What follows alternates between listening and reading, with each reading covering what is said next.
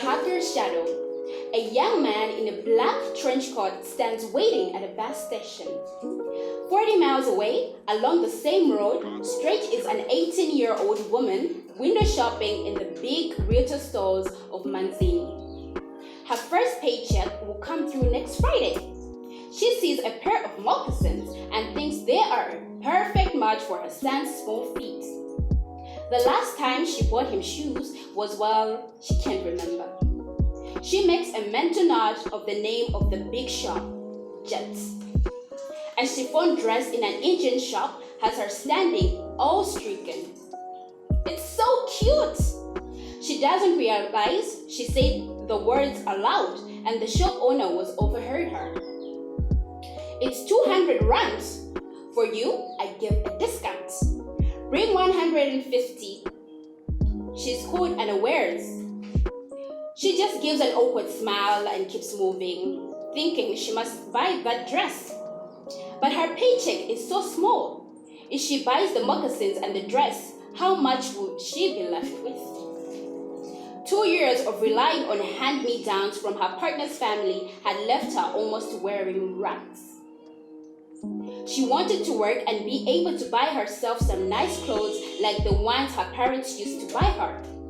She had always believed there must be a place in town that would want the skills of a girl who dropped out of high school in Form 3. But her laughing bastard of a husband had always said his parents would take care of them. I don't want the mother of my child doing a laborious work. This she could not dispute, for in the patriarchal society she lived in, it is the man's duty to take care of the wife. But then, this man had no job, so all the caring was left to his parents. She always wondered if somewhere in the manual that guides the patriarchal culture is a clause that provides solutions for a situation like hers, where the husband is another unemployed teen. Maybe there is a clause somewhere, written in stone, in patriarchal legalese, that says, "Thou shalt let your husband take care of thee, and under no circumstance shalt thou earn more than the husband." She knew these things were not written at all, just passed on by word of mouth from the ancestors who lived as far back as the Stone Age and used as a defensive mechanism by modern insecure men. She felt that for her people, progress seemed to be fine as long as it didn't shift what they considered the normal. Nobody had had the sense yet to modify the ancestral laws after all this time. It was like her society had one leg in the 1st century and then the other deep in the 21st. The men loved their status as leaders of pride. What's more ironic?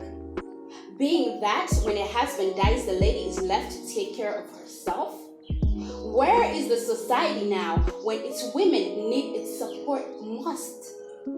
She keeps moving from shop to shop, weighing the prices against her paycheck and always feeling that the weight is skewed towards her, the high prices. Her 100 rand check floating in a sea of the rising cost of living. She has to be thrift if she is to survive this economy. At least she did not have to pay house rent. Her mama's kindness had allowed her to return home after all. The thought of her mama's kindness makes her think that she needs to buy her something to thank her for taking her back in.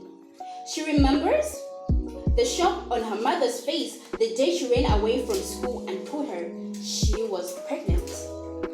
The heartbreaking experience that no mother should go through, but they must endure it anyway. The sad realization that her daughter has been having sex, to think that her little child will become a mother. Who did this to you? A parent's common conclusion that she was pushed into it, that she was innocent in all of it. After all, her daughter had just been baptized by the Holy Prophet the previous year. All demons of lust casted out of her. The Prophet had assured them that she she would ever indulge in sex before marriage had never crossed her mother's mind. Maybe she should have had the talk with her instead of just believing in what the prophet said. But then, what is the use of all the seed money she paid the prophet if he can't pray for her daughter every now and then? The heaviest block was to tell Dad that her 15-year-old daughter was pregnant. It took the mother almost a month, each day worried that the pregnancy would show before she had reported it to him. Worries of the constant morning sickness. And why is Sindila at home when her friends are at school? Doesn't she know she will write the metric exam next year?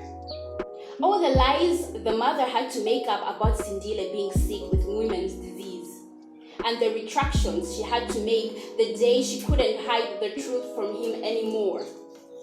And when the truth finally made its way out of the mother's protective mouth, Sindile had to pack. Sindile had reached the end of the shopping mall block when she realized it was getting late.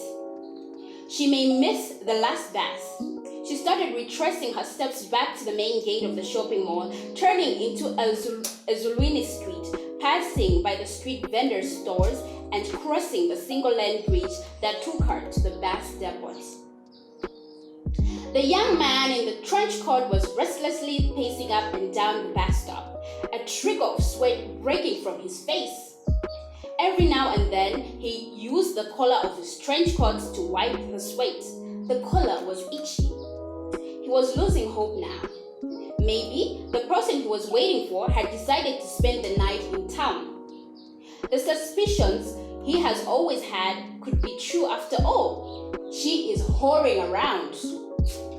A huge lamp blocked his esophagus every time he remembered that she fooled him into believing she had been a virgin the first time he had sex with her.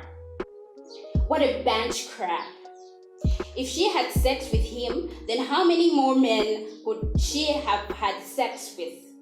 To him, it didn't matter that the first time they had sex, she was 15. The boys at the Goelo had told him there was no way he could have impregnated her with one kickstart. At 16, he was just too young for that feat. It is impossible unless if you are the Terminator. That girl must have been giving to someone else. He had chosen to believe her, accepted to be the father of the baby, no matter how that scared him. All women are hoes, Sedzesi thought. He spat on the ground, the spit so bitter that he could not swallow it. He had stayed at the station for close to 3 hours now. The sun was setting and a big yellow moon was coming out of the eastern horizon. He was not sure about the time she would return. Something told him to go back home, but he thought if he had already waited for 3 hours, then what an extra hour or two? He would still wait. He was on a mission and he resolved to see it through. He put his right hand into the trench coat and let it feel the coldness of the steel blade. He had to be careful or he would cut himself. It was too sharp.